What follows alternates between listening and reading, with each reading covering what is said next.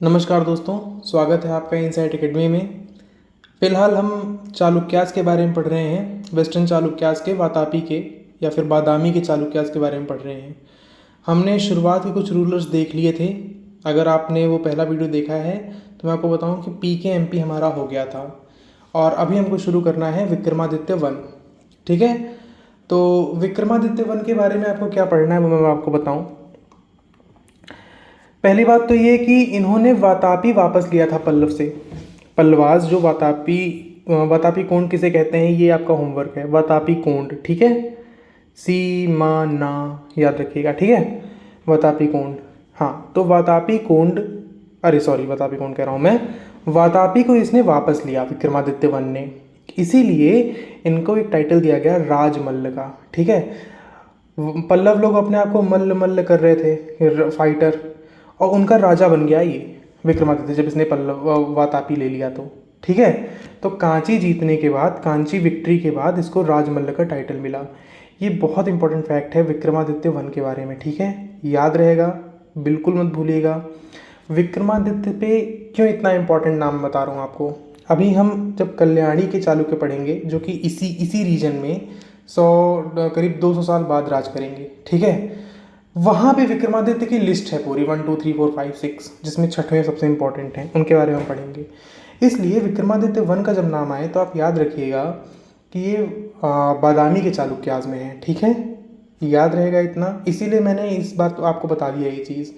Please focus से सुन लीजिए Vikramaditya one के बारे में।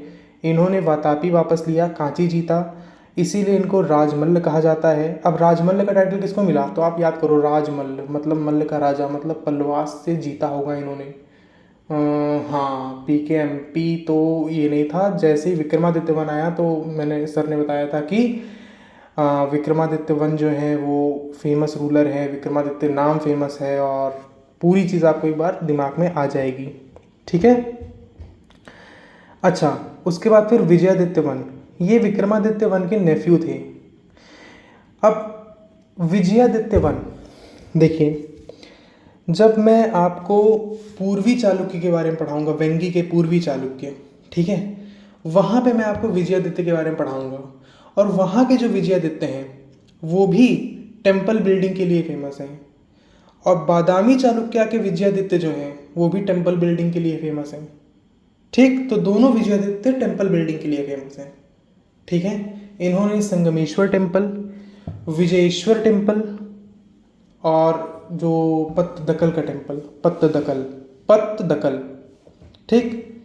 तो और बहुत ही सिग्नेचर टेम्पल है of blend style of Dravida और नागर स्टाइल का ब्लेंड है, टेम्पल एट पत्तदकल, ठीक है, पत्तदकल ऐसे ही कहते हैं। उसके बाद फिर हाँ, तो मैंने आपको बताया था ना कि विजयादित्य नाम से ईस्टर्न चालुक्य में भी एक राजा हैं। मैं अभी बता दूं कि 108 शैव टेम्पल बनाने के लिए उनको याद किया जाता है, ठीक है। तो विजयादित्य नाम के दो लोग को हमने याद किया, एक पश्चिम के बादामी के, जो कि संगमेश्वर टेम्पल, विजयेश्वर टेम्पल और पत्तदकल का टेम्पल बनवाए। और विजयादित्य टू जो कि वेंगी चालुक्य के राजा हैं, उन्होंने 108 शैव टेम्पल्स बनवाए। तो आपको अब याद रहेगा विजयादित्य टू के बारे में भी, ठीक है। और उसके बाद फिर क्या आपको जो पढ़ना है वो है विक्रमादित्य टू, ठीक। अच्छा, अगर आप ध्यान देंगे तो मैंने जब आपको बादामी का पढ़ाया था तो मैंने PKMP के बाद V1 V1 V2 V2 कहा था, ठीक है। तो विक्रमादित्य वन हो गया, विजयादित्य वन हो गया। उसके बाद फिर विजयादित्य टू जो था वो वेंगी के थे, इतना आप ध्यान रखिएगा, ठीक है। मैंने उसको इंक्लूड कर दिया ताकि ये दोनों से आप कंफ्यूज ना हो, इन्हीं सब नाम से कंफ्यूजन होता है। तो जो V2 हैं वो वेंगी के थे, इतना ध्यान रखिएगा, ठीक है। उसके बाद फिर V2 तो जो नेक्स्ट V2 है विक्रमादित्य टू हैं। इनके समय पे अरबों का आक्रमण हुआ था, जिनको उमायत कहते हैं इंग्लिश में, ठीक है, अरबी लोगों का। और जयसिंह वर्मा कौन है, ये जयसिंह वर्मा जो हैं वो एक तरीके से गवर्नर थे वेंगी में, मतलब कि ईस्टर्न चालुक्यास जो थे वेंगी के, उनके गवर्नर थे। और उनके लड़के का नाम था पुलकेशिन। तो वो गया था पश्चिम में विक्रमादित्य टू के टाइम में और इन अरबों से उसने लड़ाई की थी। ठीक है, थोड़ा सा टफ है आई नो, लेकिन हाँ अब याद रहेगा। क्या बता रहा हूँ फिर सुनिए। विक्रमादित्य टू ये वेस्टर्न चालुक्य हैं, बादामी के चालुक्य हैं। इनके समय पे अरबों का आक्रमण हुआ था, तो इन्होंने ईस्टर्न चालुक्य के जयसिंह से मदद मांगी थी, जयसिंह वर्मा से। जयसिंह वर्मा ने अपने पुत्र पुलकेशिन को भेजा था, जिसने यहाँ पे आकर लड़ाई की थी। इसी कारण से पुलकेशिन को अवनी जनाश्रय और चालुक्य कुलंकार का टाइटल मिला। ठीक, तो ये एक फैक्ट था जो थोड़ा टिपिकल था, लेकिन अब मुझे लगता है आपको याद हो गया होगा। तो हमने विजयादित्य वन के बारे में पढ़ लिया, जो कि वेंगी के थे, वातापी के थे। विजयादित्य टू के बारे में पढ़ लिया, जो कि वेंगी मतलब ईस्टर्न चालुक्य के थे।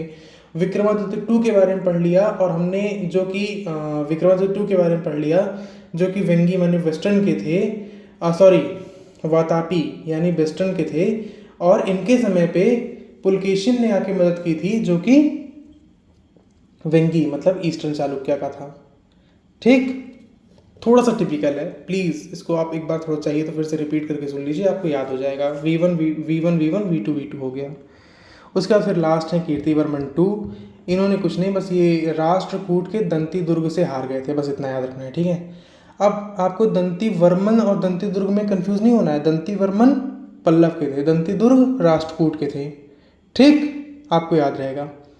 तो ये वाला सेक्शन थोड़ा सा टिपिकल था, मुझे भी दिक्कत हुई, लेकिन मैंने बहुत सिंप्लीफाई करके आपको याद कराने की कोशिश की है। V1 Vikramaditya one, V2 V1 Vikramaditya one, Vijayaditya one. और विजयादित्य वन जो थे वो बादामी के थे, मतलब वेस्टर्न चालुक्यास। ये भी टेम्पल के लिए फेमस थे, इन्होंने पत्तदकल टेम्पल बनवाया था। फिर V2 विजयादित्य टू जो थे वो वेंगी के थे, यानी ईस्टर्न चालुक्यास, और इनको 108 शैव टेम्पल के लिए याद किया जाता है। उसके बाद फिर विक्रमादित्य के टू के समय में, जो कि वातापी के थे, वेस्टर्न चालुक्य थे, अरबों का आक्रमण हुआ और इन्होंने अपने ईस्टर्न भाई जयसिंह वर्मा से मदद मांगी। उन्होंने अपने पुत्र को भेजा और उस पुत्र ने जाके, जिसका नाम पुलकेशिन था, वो जाके वहाँ अरबियों से लड़ा और उसीलिए उसको टाइटल दिया गया अवनी आश्रय का। और बताइए, अवनी आश्रय और